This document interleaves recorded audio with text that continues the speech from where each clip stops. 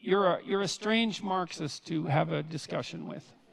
And, well, but here's why. This is not an insult by any stretch of the imagination. I mean, one of the things that struck me when I was looking at your work was that you're, well, first of all, you're a character, you know, and that's an interesting thing. Like you're. Is this an insult or not? It's not an insult. It's a sign of originality, and it's a sign of a certain amount of moral courage, and it's a sign of a certain temperament, and it makes you humorous and charismatic and attractive, and I think you appeal to young people the way that outside intellectual rebels appeal to young people. And so those are all positive things that can be used positively or negatively. And my question is, like, it seems to me that your reputation, unless I'm very misinformed about this, is as a strong supporter of Marxist doctrines on the left, or was that. And so then my question is, given the originality of your thought, why is it that you came to presume at some point in your life, perhaps not now and perhaps still, that the promotion of Marxism rather than Zizekism was appropriate?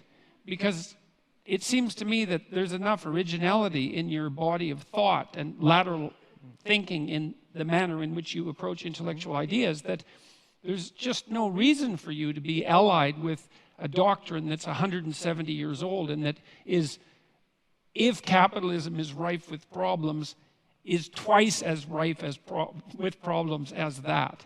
And so you're kind of a mystery to me in that way. And so that's my question. Okay. Very briefly, I developed systematically in my book critical insights into many traditional Marxist theses, so no doubt here.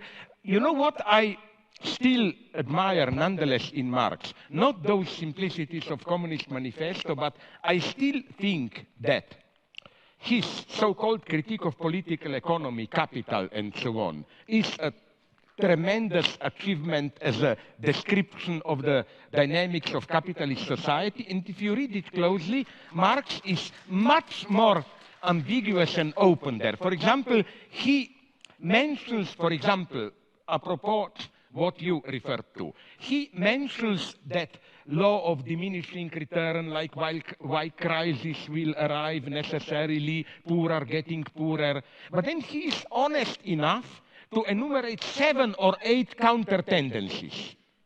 And if you read him closely, you will see that precisely those tendencies prevailed later. Or forget Communist Manifesto, go to read his political analysis of its unsurpassable 18 Brumaire and so on of the 1848 revolution, which are incredibly complex, no traces of that class binary there. Marx deals with middle classes with crucial, lumpen proletariat with the ambiguous role of intellectuals and so on and so on.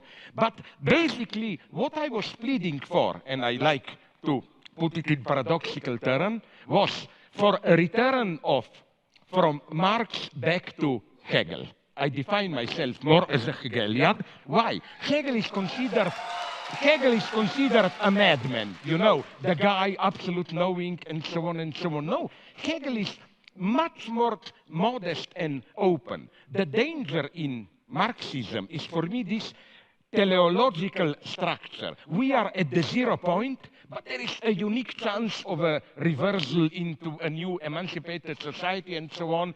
And the danger here is that of self-instrumentalization. Proletarian Communist Party is an agent of history which knows the laws of history, to put it, follows them, and so on. That's the catastrophe. In Hegel, such a position is strictly prohibited. In Hegel, whenever you act, you err.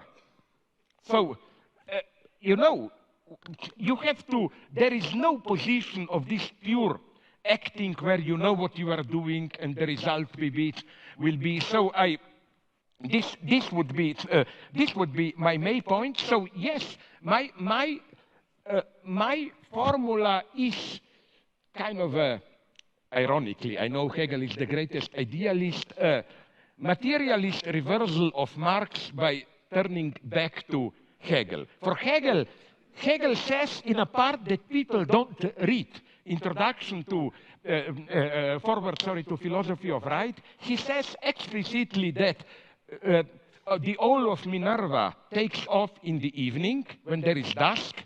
So philosophy can just grasp a social order when it's already in its decay.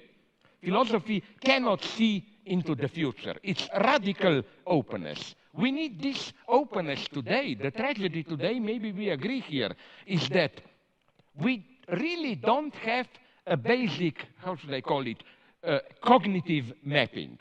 I don't think we have here a clear insight into where we stand, where we are moving, and so on and so on. So I'm much more, again, sincerely of a pessimist.